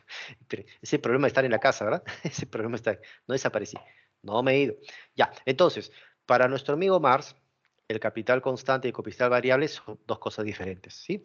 Ambas se utilizan en el proceso de producción, ¿verdad? Ambas se utilizan en producción. Cuando hablamos de mano de obra, estamos hablando de variable. Por ejemplo, para Mars, yo soy capital variable. La computadora, la cámara, mi escritorio, eh, este inmueble, pues mi casa, sería capital constante. Entonces, de acuerdo a Marx, ¿quién es el que está contribuyendo a generar valor agregado en el proceso de producción de la presa Marcos? Yo, pues. Por eso la definición que tienen ahí, ¿verdad? Por eso la definición directamente que tienen ahí, ¿sí? Directamente. Ahora, el enfoque clásico o neoclásico por ahí, ¿qué les dice? ¿Tenemos fijo o tenemos circulante? ¿Sí? Fijo, circulante. Ya estoy en el proceso de producción, ¿sí? Ya estoy en el proceso de producción. Y si este recurso, este factor se extingue en el proceso de producción, ¿de qué estamos hablando? Circulante. Si dura, fijo. Por ejemplo, una panadería. ¿Qué sería capital fijo en una panadería? Vamos, chicos, a ver, pensemos. ¿Qué sería capital fijo en una panadería? A ver, vamos, ustedes. ¿Qué sería capital fijo? Y desaparezco así. Desaparezco y les dejo para que. Ah, como no desaparece. El horno, muy bien, el horno. Exacto. El horno.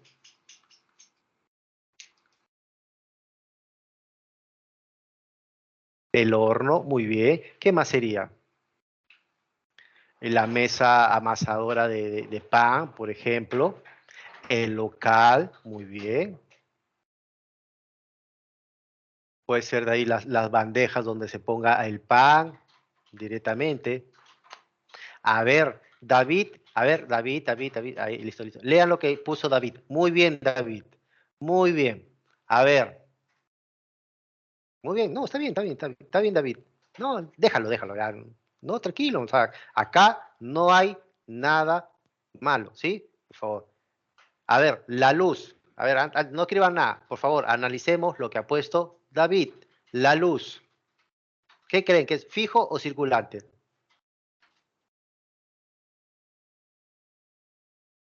Circulante, ¿verdad? Circulante directamente, ¿verdad? Circulante. Definitivamente. La luz, si ustedes dan cuenta, el tablero tiene un circulito y va girando. Entonces, la luz que sigue entrando no es la misma que hace un momento estaba, ¿verdad? La luz, el agua, los insumos, la harina, la sal, los colorantes, la levadura, todo eso viene a ser circulante. Y si hablamos de fijo, se utiliza más de un proceso productivo, las máquinas, pues. Circulante sería en todo caso el esfuerzo del cocinero, ¿verdad? Circulante sería, si lo queremos verlo, Rodrigo, sería el esfuerzo que está realizando el cocinero en ese proceso de producción, ¿verdad? Mi esfuerzo que estoy realizando ahorita no va a ser el mismo que voy a realizar en el siguiente grupo, ¿verdad? A eso se refiere circulante, ¿sí? Listo. Entonces, tenemos ya la idea, tenemos la idea. Entonces, si yo tengo 100 soles y con esos 100 soles, imaginemos que estoy dentro de la pre y me encargo de hacer las compras en la pre. Y con esos 100 soles compro una carpeta. ¿De qué tipo de capital estoy hablando? Vamos, así, chiquito. ¿De qué tipo de capital estoy hablando? Vamos, simulacro. ¿De qué tipo de capital estoy hablando?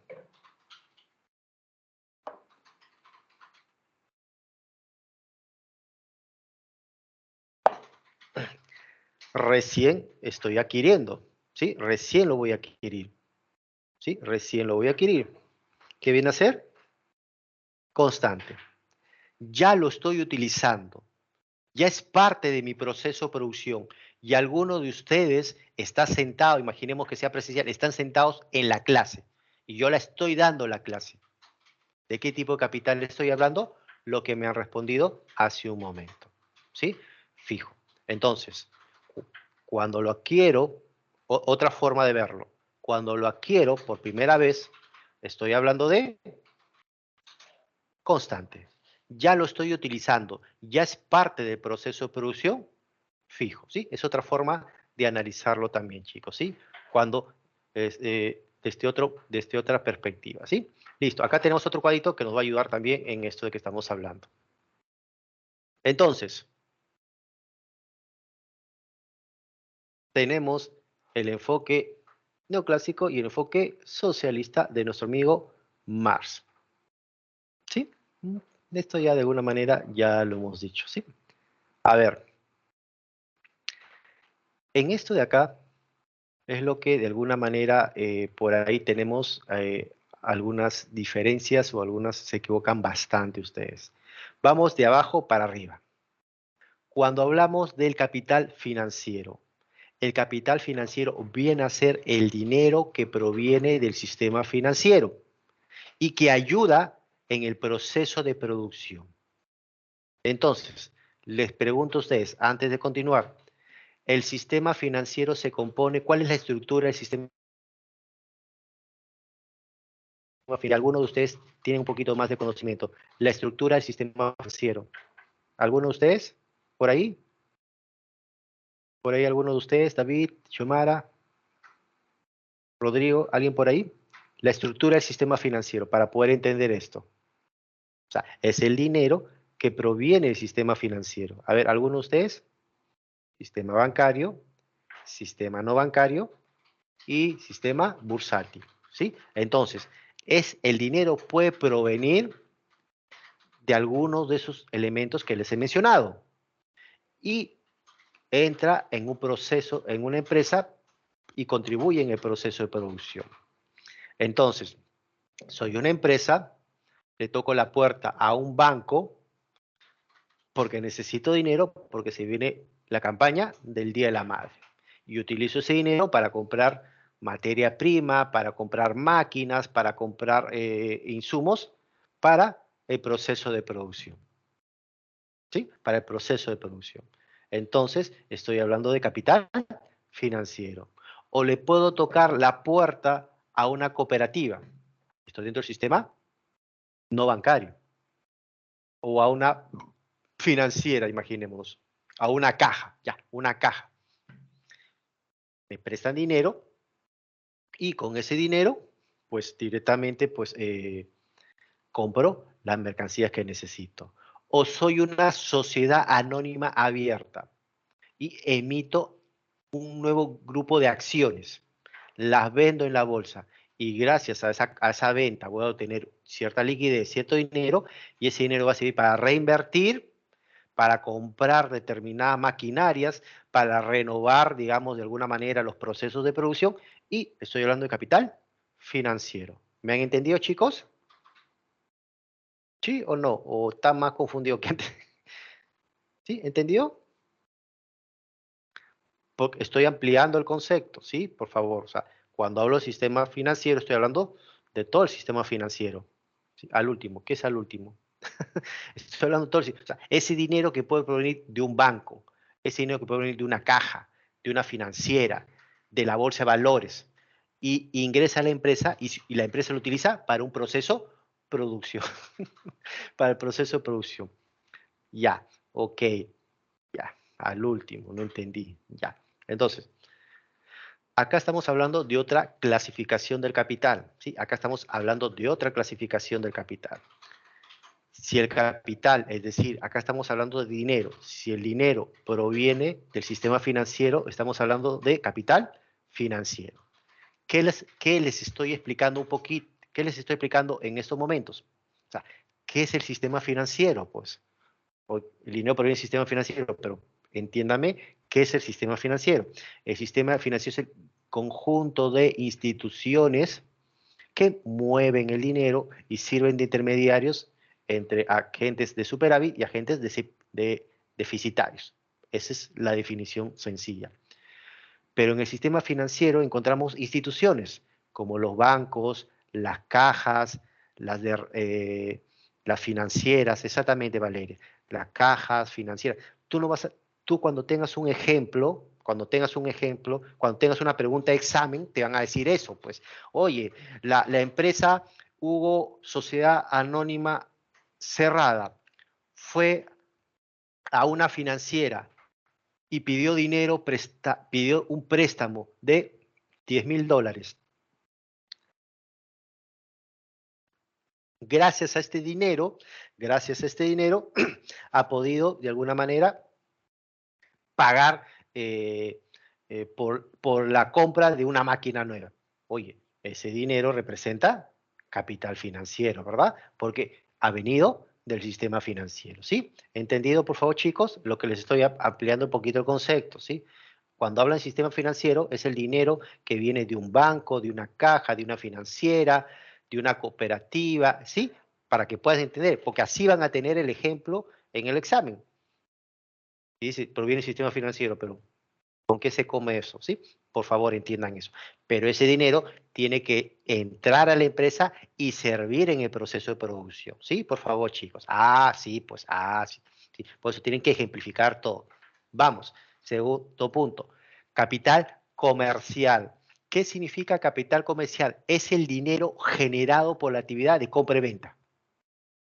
Entonces, cuando sus papás pagaron por este ciclo, la PRE obtuvo cierta cantidad de dinero. ¿Cuánto costó? A ver, escríbame ahí, por favor, en el chat. ¿Cuánto costó el ciclo? Escríbame. ¿Cuánto costó?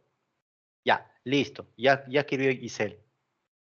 Ese dinero representa el capital comercial. ¿sí? Ese dinero representa capital comercial. Es el dinero proveniente de las actividades de compra-venta, ¿verdad? Compra-venta. Cuando tú vas y compras tu pan en la panadería, vas a pagar 1 sol, 2 soles, 5 soles, etc. Ese dinero representa capital comercial. Yo te doy dinero, tú me das a cambio un producto. Hay una actividad de compra y venta. Ese es el capital comercial. ¿Entendido, chicos? Por favor. Más está claro, creo que eso, ¿verdad? Y el capital lucrativo viene a ser el dinero que proviene de alguna actividad o algún activo, algún bien que no participa en el proceso de producción. Medio confuso, pero vamos a explicarlo. Por ejemplo, si hablo de un grifo, ¿cuál es su actividad? Vender combustible. Ok, ahí tengo las chicas, ahí tengo las máquinas expendedoras, estoy vendiendo combustible. O sea, eso es todo lo que necesito. Ahí tengo un tanque abajo en el suelo, ahí tengo las máquinas dispensadoras, ahí tengo el personal que atiende. Ok, pero les pregunto, ¿un grifo puede generar dinero de alguna otra cosa que no esté dentro de su proceso de producción? ¿Han visto los grifos hacer más dinero de otras actividades que no sean su actividad de vender combustible? ¿Alguno de ustedes ha visto eso? ¿No, no se han percatado los grifos? Como que no. Uy, ya me malogró el ejemplo, María. Ya, vamos, aterricemos. Listo. Por ejemplo, o sea, Sí, profesor, disculpe. En caso de los grifos, bueno, en mi caso yo he visto que hay tiendas pequeñas, pero son tiendas y también algunas veces cobran para eso de los baños o estos estacionamientos también. exacto. Baños, a veces ¿no? Hay un espacio como un pampón por ahí. Guardianía. Tú sigues haciendo lo tuyo, o sea, no interrumpes tu actividad, estás utilizando algo que no es parte de tu proceso de producción, pero está generando. ¿Sí? O por ahí pones un cartel, publicidad. Sigues haciendo lo tuyo, sigues empleando tus recursos para tu proceso de producción, que es despachar, pero estás generando algún tipo de ingreso, que sería capital lucrativo, ¿sí? O por ahí han visto un banco, un Rosatel, un Kentucky, directamente, ¿verdad? Directamente. O han visto por ahí un Enllante que no tiene nada que ver con el grifo, pero por ahí le alquilas el espacio a una persona, te da una renta, estás generando capital lucrativo.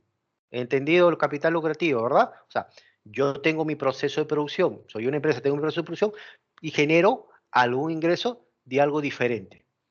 No interrumpo mi proceso de producción, no toco nada que es de mi proceso de producción, pero estoy generando algo directamente, ¿verdad? Estoy generando algo adicional con esto de acá, ¿verdad? Entonces, tenemos eso de, ¿sí? Ay, claro, ahorita, o sea, tienes un hueco ahí que no sabes qué hacer, pero tú sigues despachando, oye, mira, te alquilo, ok, llantería, una pizzería, un Rosatel, un Interbank, un Kentucky, publicidad, listo, por ahí, ¿sí? Directamente. Entonces, eso viene a ser el capital lucrativo, ¿verdad? Capital directamente lucrativo. Listo, chicos, pues. Continuemos. Vamos, vamos. Queda un par de minutos, que no nos gane el tiempo, por favor. Porque pues, el siguiente profesor va a entrar y ya. Bueno, este punto acá sí es importante porque de alguna manera nos hablan de la importancia del capital en la producción.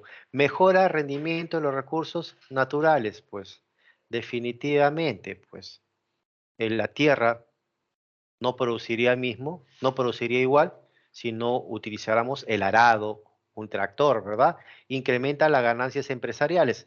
Definitivamente, pues, el tema de las clases virtuales, la computadora, no hace que haya más gente conectada y por ende más ingresos. Creo que es obvio, ¿verdad? Creo que directamente es obvio esto acá, ¿verdad? Directamente. ¿Aumenta la productividad del factor trabajo? Sí, pues definitivamente aumenta. Una cosa es de manera artesanal hacer un pan con el horno a leña, que de repente emplear un horno que conocemos y va a aumentar la productividad. ¿Eh? Reduce el esfuerzo humano. Sí, pues, reduce el esfuerzo humano.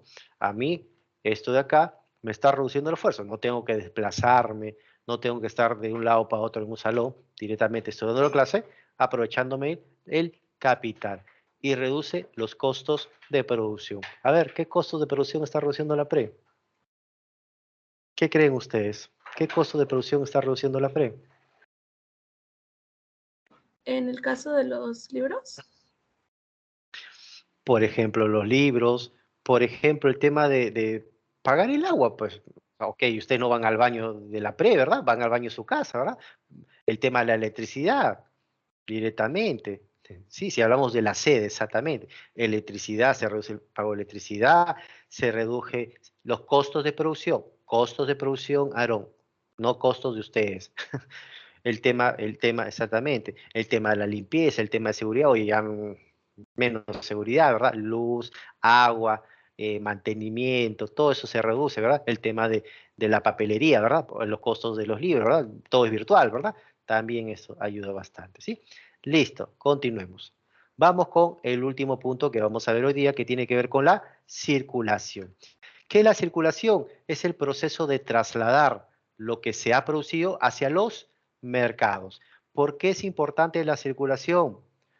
Porque no solo es producir, sino también enviar eso que se ha producido hacia diferentes lugares, mercados, ¿verdad? Entonces, cuando hablamos de la distribución, estamos hablando de que vamos a analizar elementos que intervienen en la circulación, el dinero, los medios de transporte, el mercado, etc. Entonces, la circulación es el proceso de llevar aquello que se ha producido desde un lugar hacia otro lugar en donde va a confluir la oferta y la demanda. Ese proceso de llevar eso que se ha producido, ese auto Toyota que se produció en Japón, hacia el mercado peruano.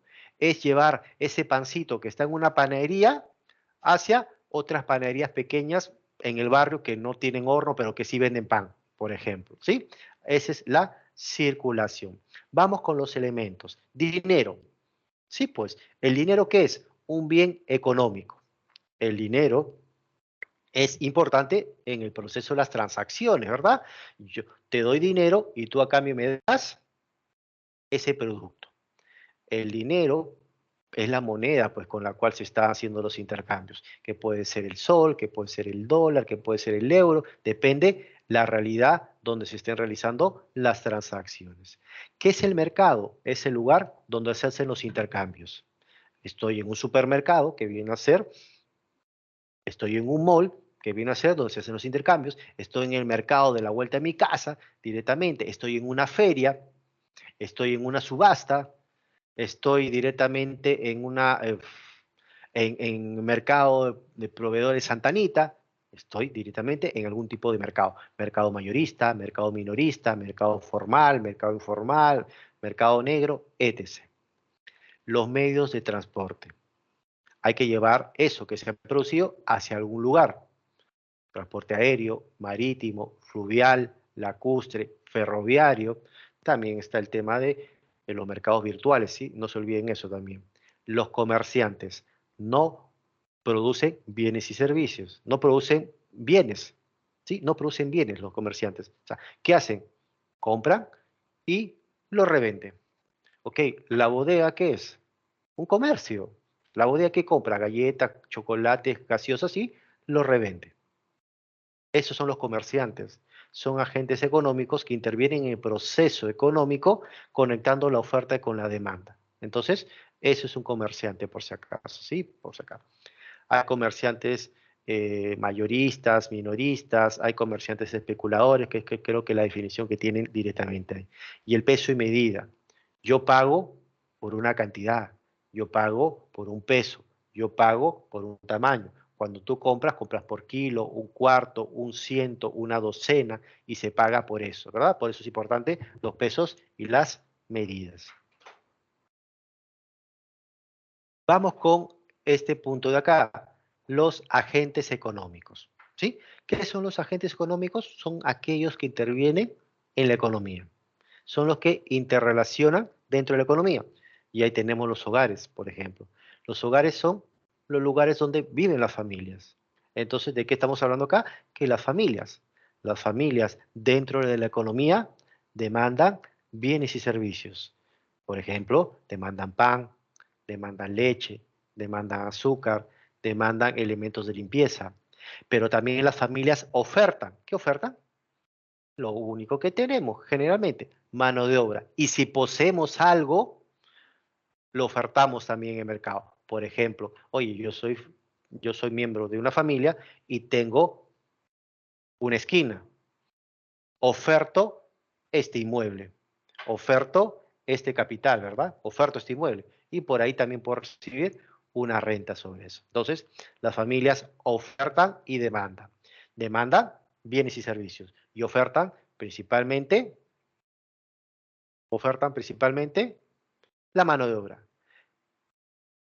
Y si poseen algo más, también lo ofertan, pues las familias generan depósitos en el sistema financiero. Entonces, oferto esa poca liquidez, lo oferto en el sistema financiero para que el sistema financiero lo mueva y genere un interés, por ejemplo, ¿sí? Estoy dando ejemplos, por favor, chicos.